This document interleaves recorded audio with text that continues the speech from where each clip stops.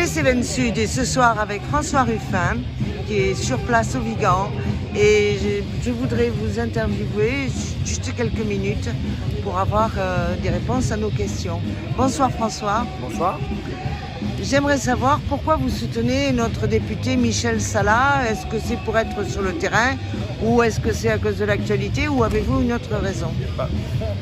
Je me suis invité chez Michel Salas qui a eu la gentillesse de m'accueillir parce que moi quelque part je suis sur le front de la Somme dans le Nord, à la fois où on a un lieu économiquement difficile qui a eu à affronter la mondialisation, c'était le départ de Whirlpool, Goodyear et un certain nombre d'autres boîtes, et une installation du Rassemblement National en Picardie avec 8 députés sur 17. Et Michel Salas, quelque part, il est sur la même ligne de front, mais dans le Midi, dans un Midi qui fut rouge, qui a longtemps compté que des députés socialistes ou communistes de gauche, et avec ici au Vigan le départ des usines Well, en tout cas qui ont largement fondu.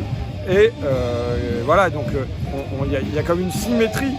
Donc c'est pour ça que j'ai proposé de venir le voir et de rencontrer ensemble les auxiliaires de vie sociale cet après-midi. Et donc on s'est rendu à Présence 30 et où on a largement discuté avec elles de leurs difficultés, notamment du barème kilométrique qui est seulement à 35 centimes du kilomètre, alors qu'elles ont des centaines de kilomètres à faire tous les mois pour passer chez les personnes âgées. Et dans leur difficulté à vivre avec 800 ou 1000 euros. Par exemple, une personne nous a dit qu'elle n'allait pas pouvoir prendre de cours de tai chi, elle aurait bien voulu. Alors ça a l'air bête, mais un cours de tai chi c'est quand même un loisir. Le moment de se détendre, c'est des métiers qui sont très physiques, qui usent les poignets, qui usent les épaules, qui usent les coudes, le dos. Et donc se détendre avec le tai chi, se détendre l'esprit aussi, moi c'est le foot plutôt, mais enfin se détendre l'esprit quand on accompagne une personne âgée parfois en fin de vie jusqu'à la mort, on a besoin de respirer. Quand des travailleurs ne peuvent pas avoir ça, je viens simplement avec pour message, les Français doivent pouvoir vivre de leur travail. C'est quand même pas compliqué. Les Français doivent pouvoir vivre de leur travail. Et qu'est-ce qui vous fait vibrer en ce moment, qui vous pousse à agir, à vous battre? C'est Jasmine, donc, qui était auxiliaire de vie et qui était là ce soir à nos côtés et qui, alors que c'est un boulot que tout le monde considère comme essentiel, comme indispensable, dont le président Macron disait il faudra se rappeler que notre pays tout entier repose aujourd'hui sur ces femmes et ces hommes que nos économies reconnaissent et rémunèrent si mal.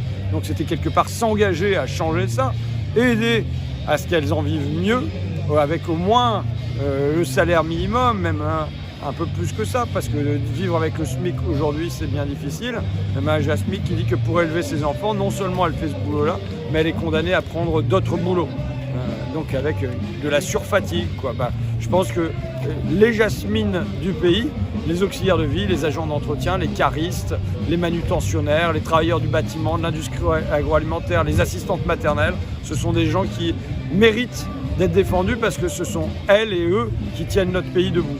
Et que malheureusement on est dans un pays où parfois moins on est utile, on peut vivre de rente, la rente des profits pétroliers par exemple. Et on ne fait rien d'utile pour le pays, mais on en tire des milliards alors que les gens qui le font vivre, ils sont à la peine. Je vous remercie. C'est moi qui vous remercie. Télé-Cévennes Sud est avec Michel Salas ce soir et je voudrais vous interviewer, vous poser quelques questions qui sont un petit peu à brûle-pourpoint. Bonsoir Michel. Bonsoir. Voilà, nous avons entendu parler des prix du fioul, mais on n'a pas vraiment parlé des granulés de bois. Ça ne fait pas partie, bien sûr, du bouclier tarifaire. Quand on regarde que 1000 litres l'an dernier de fioul coûtait 700 € et que cette année, il coûte 1500 €, ça fait beaucoup, une augmentation, et surtout quand on considère que plus de 31% de la population rurale dans nos Cévennes se chauffe au fioul, sinon aux granulés, et les granulés ont plus que doublé cette année. Et en plus, il y a une pénurie. Qu'est-ce que vous allez faire avec cette information? Est-ce que vous allez essayer de faire rentrer ces deux produits dans le bouclier tarifaire? Je pense qu'il faut qu'on le fasse, et on l'a déjà fait, et on est intervenu à l'Assemblée nationale une de nos collègues est intervenue pour demander à ce que les granulés soient... elle a parlé des granulés, parce que je sais, ils sont passés très exactement de 350 à aujourd'hui 800, voire 900 euros, et qu'en plus, comme vous le dites, il n'y en a plus. Enfin, voilà. En tout cas, il y a il n'y a plus de stock, et on ne sait pas comment va se passer l'hiver. C'est-à-dire dans 2 mois, est-ce qu'il va y avoir un peu de stock, sachant que les gens, on les a poussés à aller sur un renouvellement, changer sa cuve de fuel pour du chauffage au granulé, avec des prix parfois qui étaient très très chers pour les appareils qu'on mettait dans les maisons. Et maintenant, on a une nouvelle énergie dans la maison et qui ne sert plus à rien parce qu'on ne peut même pas. Je vous dis ça avec véhémence, vous savez pourquoi? Parce que je suis dans ce cas-là. Je comprends très bien. Donc je comprends très bien l'angoisse des gens qui se sont reconvertis au granulé, et c'est quelque chose qu'il va falloir qu'on intervienne au niveau national pour voir comment on peut introduire ça dans le bouclier énergétique. Et le fuel, parce que souvent oui, le fuel, on n'a pas pu l'échanger. Il y en a qui n'ont pas pu, ils n'avaient pas les sous pour modifier leur énergie. Et donc pour l'instant, ils ne peuvent pas payer des sommes là encore plus astronomiques. Vous imaginez, 1 000 euros, ça ne fait pas l'hiver. Oui, bien sûr, non, mais donc bien sûr. Vous imaginez 2000 litres de fuel, ça fait 3 000 euros. Pour un petit budget, c'est astronomique. Non, tout à fait. Je pense que la discussion va commencer sur le budget 2023. Il faut absolument qu'on trouve une possibilité d'introduire cette question-là. D'accord. Ensuite, je vais parler un petit peu de ce que la préfète du Gard a fait. Elle a interdit nos agriculteurs dans la vallée haute de l'Hérault d'arroser pour cause de pénurie d'eau, d'accord. Elle a pris cette décision. Il y a eu une manifestation ici à la sous-préfecture pour dire non, on ne peut pas, vous ne pouvez pas nous faire ça. Déjà qu'on a perdu énormément de récoltes d'oignons doux. Si en plus on perd nos rainettes, on va où? On perd toute notre agriculture. Vous en pensez quoi, vous, de cette décision alors qu'à Ganges, à 30 km d'ici, eux, ils avaient le droit d'arroser? Oui, mais je vais vous dire, premièrement, j'ai rencontré les agriculteurs, le président de la coopérative agricole de l'oignon et aussi des pommes, puisqu'ils diversifient. On a parlé de cette question-là. On est intervenu auprès de la préfecture, et c'est vrai que ce qu'on a dit à la préfecture, c'est que de toute façon, il y a un manque de concertation évident dans toutes ces affaires-là. Il y a des règles, c'est vrai, et après il y a des dérogations, mais on ne discute pas de ces dérogations. Et c'est vrai qu'ils n'ont pas eu, à certains moments, ils n'ont pas eu de dérogation. Il faut absolument qu'il y ait des endroits de concertation qui soient mis en place. On ne peut pas se retrouver l'année prochaine avec cette même situation. Après, la question de l'eau, la question de l'utilisation de l'eau est un véritable problème, surtout avec la sécheresse qu'on a connue. Quand on est en crise totale sur le département, il est sûr qu'il faut faire quelque chose. C'est la gestion de ces dérogations qu'il faut mieux maîtriser, mieux accompagner. Et après, il y a comment on fait des réserves d'eau, mais c'est un autre sujet. Oui, mais justement, j'y venais. Mais c'est un autre sujet sur lequel nous avons, avec mes équipes, on a été voir la DDTM, justement pour voir sur les questions de retenue d'eau, sur les ruisseaux, des retenues de ruissellement. On a posé la question que comment ces choses-là se passaient. La réponse qui nous a été donnée, mais on va travailler encore là-dessus, c'est que tout était possible. Je vous donne la réponse, bien sûr. Après, on a des catégories de projets qui sont codifiés en fonction de leur importance, et donc avec un temps plus ou moins long pour une acceptation des services de l'État sur les propositions que font les agriculteurs. Mais de ce qui nous a été dit par la DDTM, tout est possible pour eux, et il n'y a pas de non catégorique sur aucune des demandes qui leur sont faites. Donc d'accord, donc ça veut dire que si on demande de faire un bassin de rétention qui se remplisse lors d'un épisode Cévenol, il n'y a pas de souci. Par Il contre, faut faire les projets en amont. C'est-à-dire que si on a des projets, il faut les faire maintenant pour être prêt. Bon, ça peut prendre entre 4 et 9 mois. Pour un projet simple, c'est 2, 3, 4 mois.